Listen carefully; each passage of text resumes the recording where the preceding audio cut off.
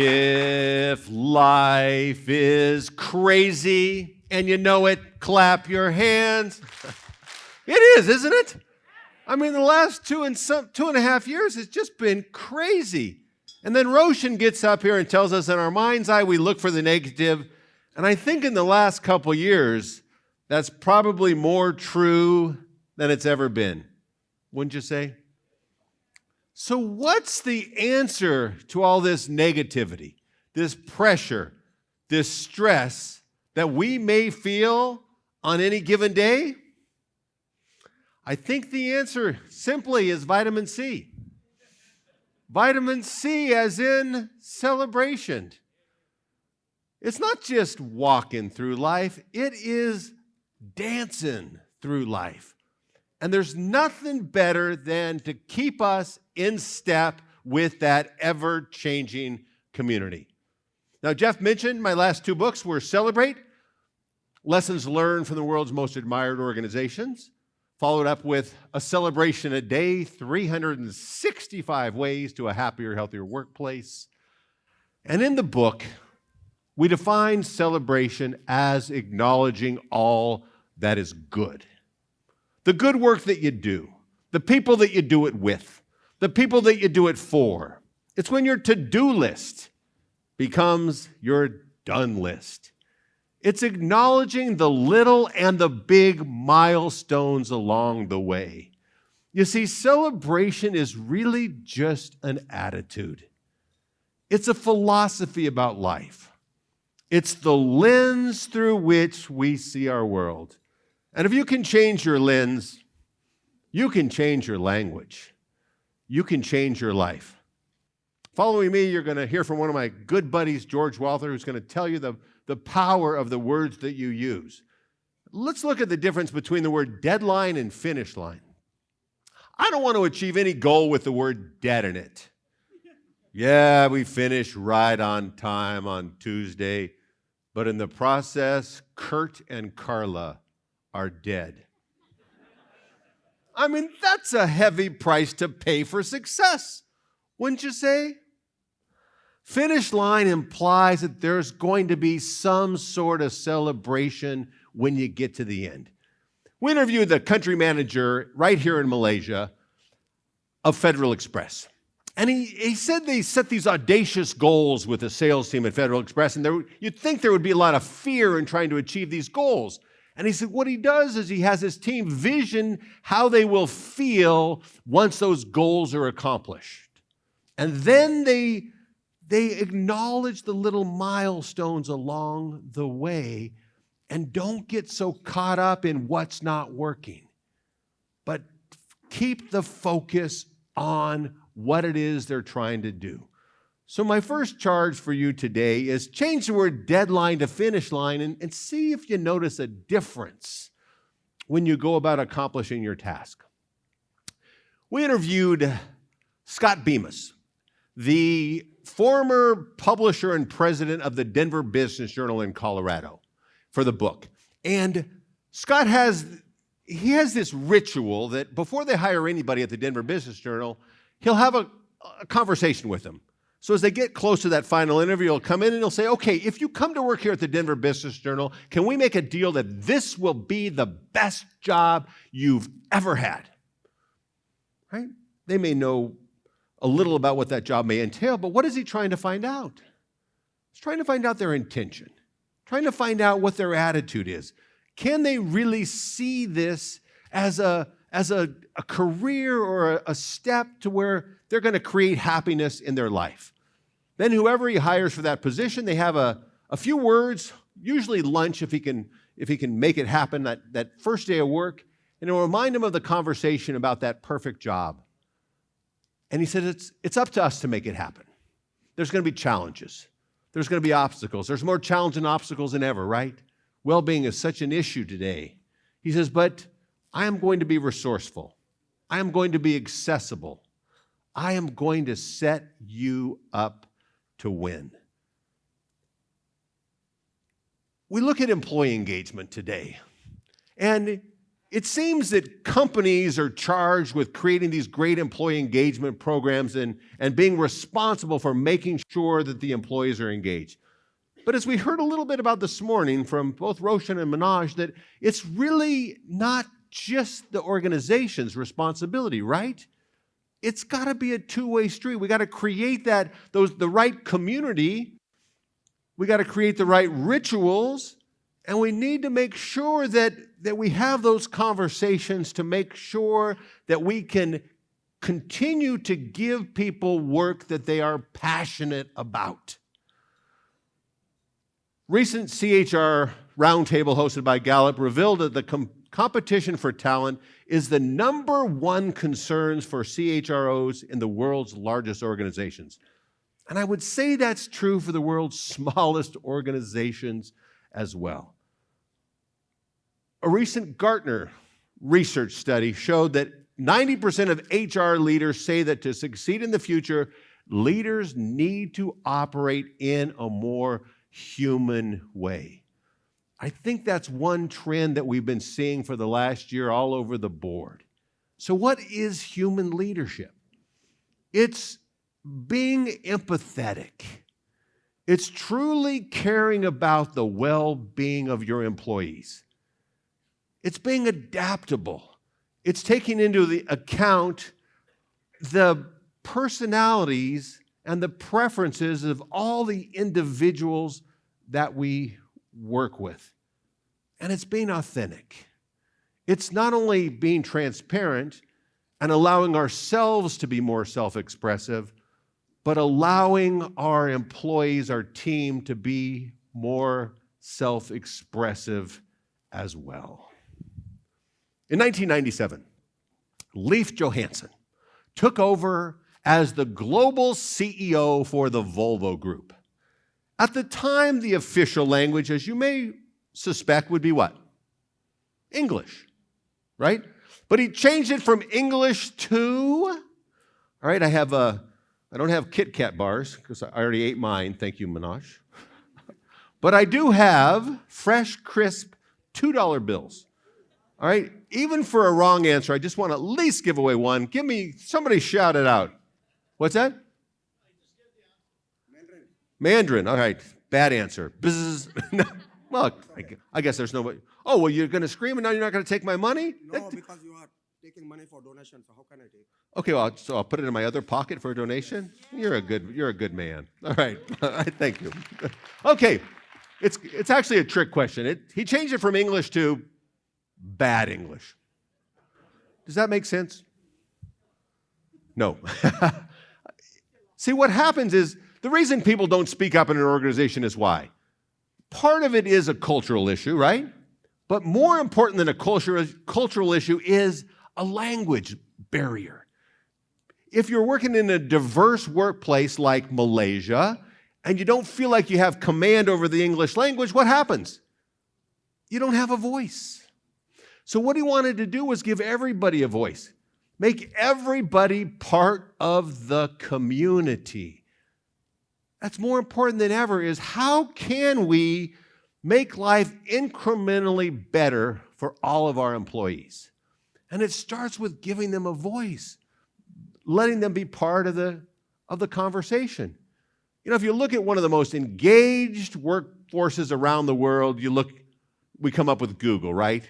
And their goal is to optimize your life through very precise hiring practices where they put you in teams to know that you relate well to those that you will be working with.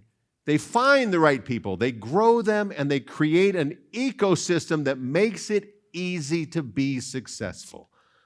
And that's the key today, is creating that community, that ecosystem that makes it easy to be successful.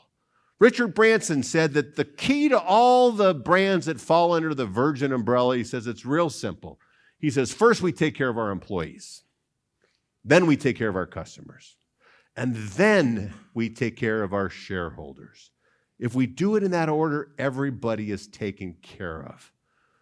Tony Fernandez, right here in Malaysia, he said his number one job as CEO is to unleash diamonds.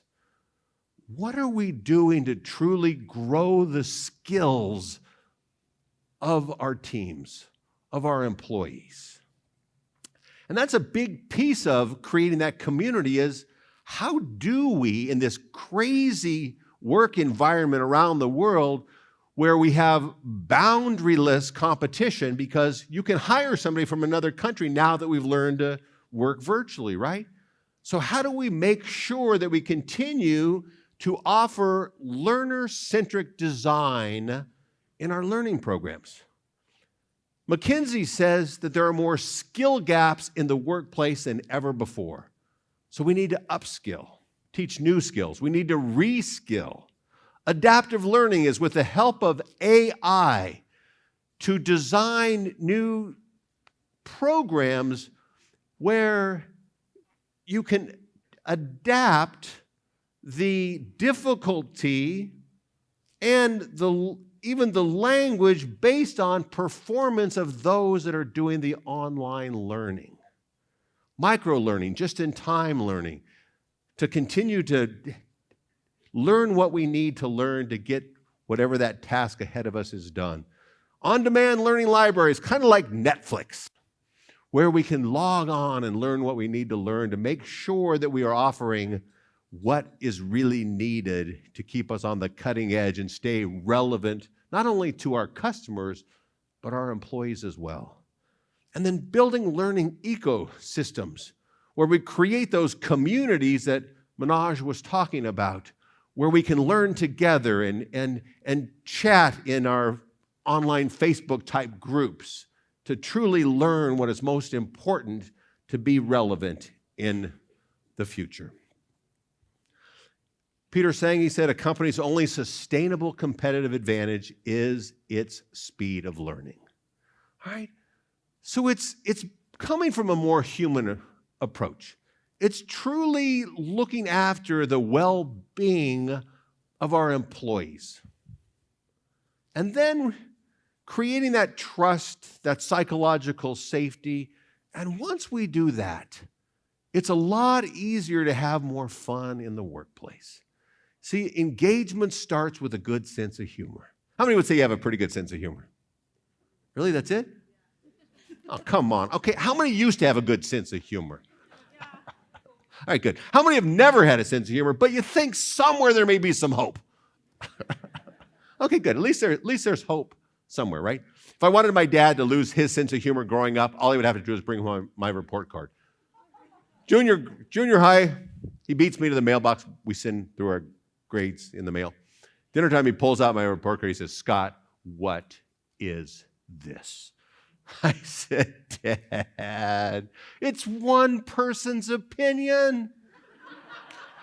Must we discuss it?" Yeah, I think we must discuss it. How come Andy doesn't get C's and D's on his report card? Andy was one of my best friends growing up. I could never quite measure up to Andy. I said, "Dad, you can't compare me to Andy. We are so much different." "Oh, are you? How are you so much different?" I said, "Dad, Andy has very bright parents."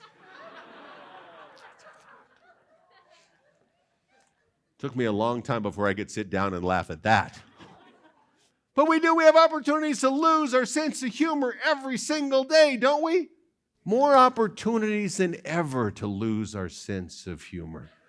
My very first book was a book called Using Humor for a Change. And the philosophy behind the book, or the main point of the book was, one definition of humor is pain, embarrassment, or stress distanced by time. If you look at what caused you stress, pain, embarrassment, a year ago, 18 months ago, 2 years ago, hopefully those are the things that we can laugh at today. But why do we need to wait? Why can't we have a strategy to deal with the stress as we feel it creeping up our back and our shoulders and our neck? What provides that emotional distance? Thus, the 1-minute humor break that breaks the emotional stress pattern on how we react to the stimuli in our life. I just had time for one quick example. What if we had like on Fridays, we had to sing our complaints? Or maybe we could do it even more than just Fridays. All right, so you want to complain around here, you have to sing your complaint. Maybe it would be something like this. Ayo, it's off to work we go. I'd rather die than KPI. Ayo. All right, so make it fun. Manoj talked about rituals. This is a fun rituals. What rituals can we bring in that people feel comfortable with, that make them feel part of the community and allow them to be their authentic selves? That's really the key. During COVID, I changed my celebration at work group, and I added a little bit more humor because that seemed to be what people wanted. All right, so I want to run through a couple of my favorites with you. 2020, written by Stephen King, directed by Quentin Tarantino.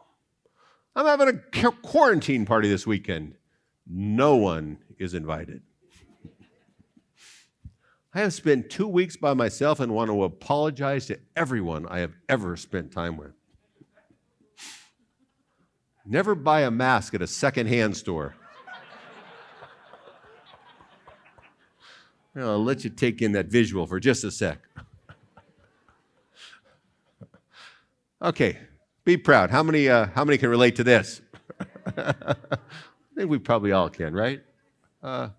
Yes? Especially guys, I think.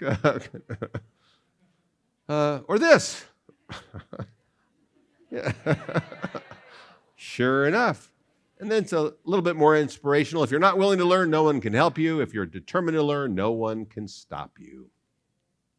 If we could spread love as quickly as we spread hate and negativity, what an amazing world we would live in.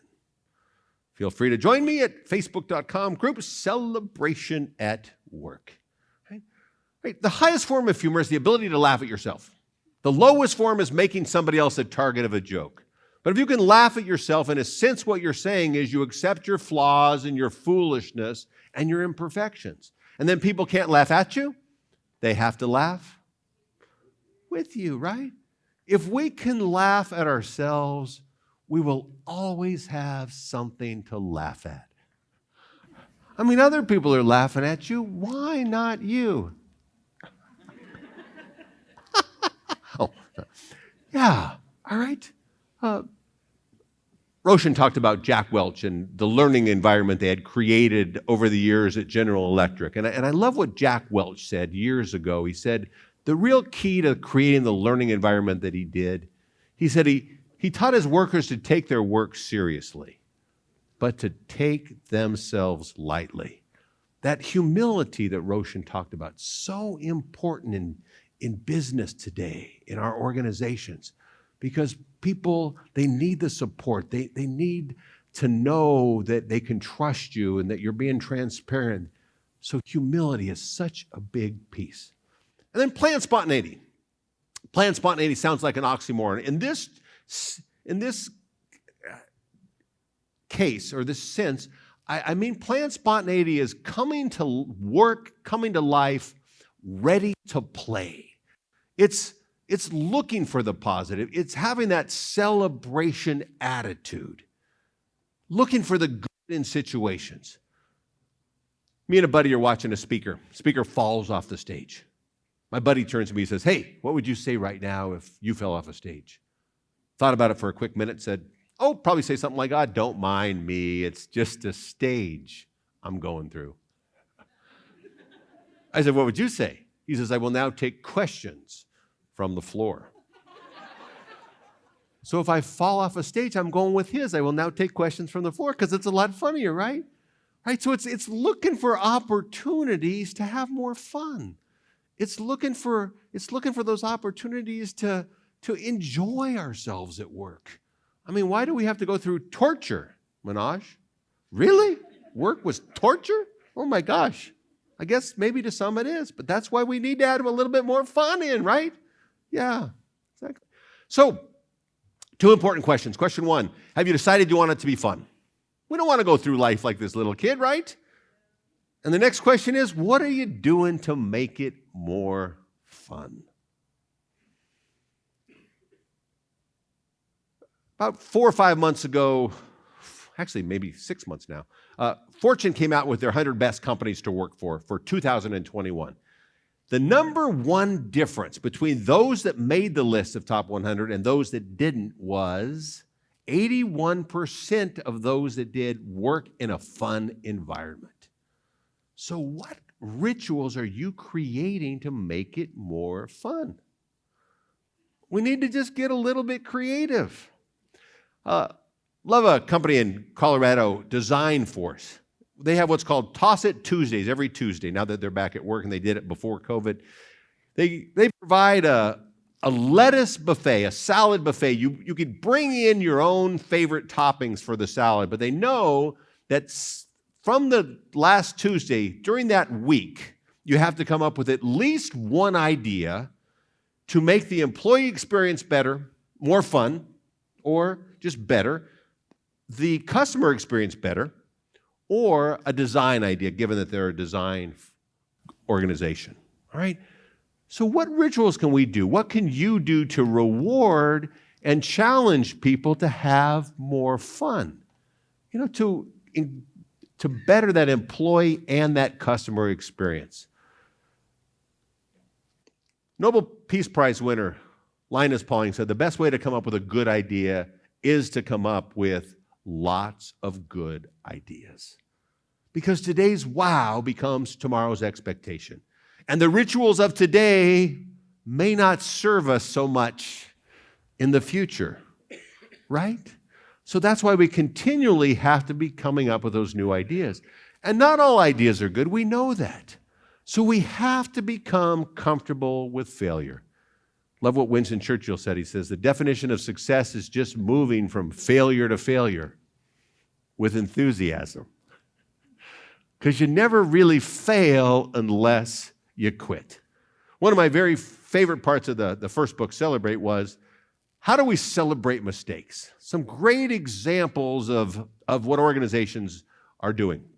And if you fill out your, just quick aside, if you fill out your Stay in Touch forms, which we're going to ask you to do later with a QR code, I'm going to send, your reward will be the Celebrate book and 365 Ways to a Happier, Healthier Workplace as well. Simply so you'll be able to see a lot of these ideas. And this is some of my favorites, celebrating mistakes. Just want to share one with you. This is an organization in the U.S. Every sales meeting, the sales manager puts a $50 bill on the table, and she shares a mistake that she has made since the last time they met. And then they go around in a circle, and all the sales agents have a chance to share the mistake that they've made and what they learn from it. That's the most important thing. All right? Whoever made the biggest mistake and learned the greatest lesson to then share with everybody else, they get to take the $50. If you lose, or you win, I should say, if you win 3 times in a row, you're fired. Enough is enough already, right? No, I'm just kidding. No, that's not true. That's not true. You could. I mean, yeah, but we don't want people just running around making mistakes all the time, right? All right. How many have seen The Shawshank Redemption? Great movie. Good. A lot of you have, right? 2 main characters, Morgan Freeman and Tim Robbins. Morgan Freeman is Red. Tim Robbins is Andy. Most of the movie takes place in prison. Red and Andy are having one of those heart-to-heart conversations in the prison yard. Red is up for parole for the third time in 40 years, but this time it really looks like he is going to get out, and he is scared to death. He's been in prison nearly 40 years. He's comfortable there. He doesn't know what it's like in the outside. As he's complaining to Andy, Andy turns to him and he said, it all comes down to a simple choice. You either get busy living or you get busy dying. Good advice as we approach the future, isn't it? We can fear it. Easy to do today. We can ignore it. We can deny it. We can accept it. Or we can anticipate it. We can imagine it. The best way to predict the future is to create by making choices, learning from those choices and making new choices. And then never to forget that I believe that the quality of life is determined by the quality of our relationships. It really all comes down to relationships. You want to continue to create passion? Make sure you have the right relationships at work. You want to create the rituals in the community? Same thing. Quality of life is determined by the quality of our relationships. Luciano de Crescenza said that we are all angels, but with only one wing, and only by embracing each other we fly. Let's continue through all the good that we do together and what you do at work to help others to fly. Thank you very much.